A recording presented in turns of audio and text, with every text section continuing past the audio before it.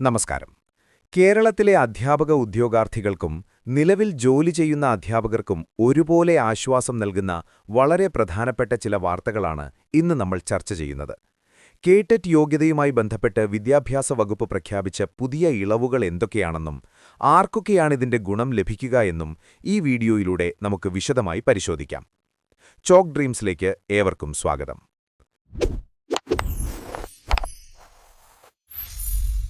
പ്രമോഷനും by transfer നിയമനവും.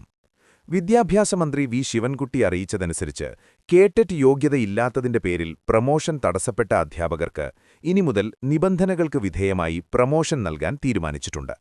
പ്രധാനമായും by transfer മുഖേനയുള്ള നിയമനങ്ങൾക്കും പ്രമോഷനുകൾക്കുമാണ് ഈ ഇളവ് ബാധകമാകുന്നത്. കേടെറ്റ് നിർബന്ധമാക്കിയ സുപ്രീംകോടതി വിധിയെ തുടർന്ന് നിലച്ചുപോയ പല പ്രമോഷൻ നടപടികളും ഇതോടെ പുനരാരംഭിക്കാൻ സാധിക്കും. 2 വർഷത്തെ സാവകാശം. ഏറ്റവും ശ്രദ്ധേയമായ കാര്യം, കേടെറ്റ് ഇല്ലാതെ തന്നെ പ്രമോഷൻ ലഭിക്കുന്നവർക്ക് ആ യോഗ്യത നേടുന്നതിനായി 2 വർഷത്തെ സമയം സർക്കാർ അനുവദിച്ചിട്ടുണ്ട് എന്നതാണ്. അതായത് പുതിയ തസ്തികയിൽ ജോലിയിൽ പ്രവേശിച്ച ശേഷം 2 വർഷത്തിനുള്ളിൽ കേടെറ്റ് പരീക്ഷ വിജയിച്ചാൽ മതിയാകും. നിലവിൽ സർവീസിലുള്ള ഏകദേശം 75,000-ഓളം അധ്യാപകർ ഇനിയും കേടെറ്റ് യോഗ്യത നേടാനുണ്ടെന്നാണ് കണക്കുകൾ സൂചിപ്പിക്കുന്നത്. അവർക്കെല്ലാം ഈ തീരുമാനം വലിയൊരു കരുത്തായി മാറും. ഹയർ സെക്കൻഡറി വിഭാഗത്തിലെ ഇളവുകൾ. ഹയർ സെക്കൻഡറി മേഖലയിൽ ജോലി ചെയ്യുന്ന മിനിസ്റ്റീരിയൽ സ്റ്റാഫ്, ലാബ് അസിസ്റ്റന്റുമാർക്ക് HSST ജൂനിയർ തസ്തികയിലേക്ക് ബൈ ട്രാൻസ്ഫർ പ്രമോഷൻ ലഭിക്കാൻ ഇനി മുതൽ പ്രത്യേക കേടെറ്റ് യോഗ്യത ആവശ്യമില്ലെന്ന് സർക്കാർ വ്യക്തമാക്കിയിട്ടുണ്ട്. ഈ വിഭാഗത്തിൽപ്പെട്ടവർക്ക് പ്രമോഷൻ നടപടികൾ വേഗത്തിലാക്കാൻ ഈ തീരുമാനം സഹായിക്കും.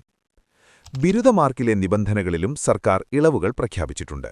കൂടാതെ SC/ST, OBC, ഭിന്നശേഷിക്കാർ തുടങ്ങിയ വിഭാഗങ്ങളിൽപ്പെട്ടവർക്ക് യോഗ്യതാ മാർക്കിലും മറ്റു മാനദണ്ഡങ്ങളിലും സർക്കാർ പ്രത്യേക പരിഗണന നൽകുന്നു.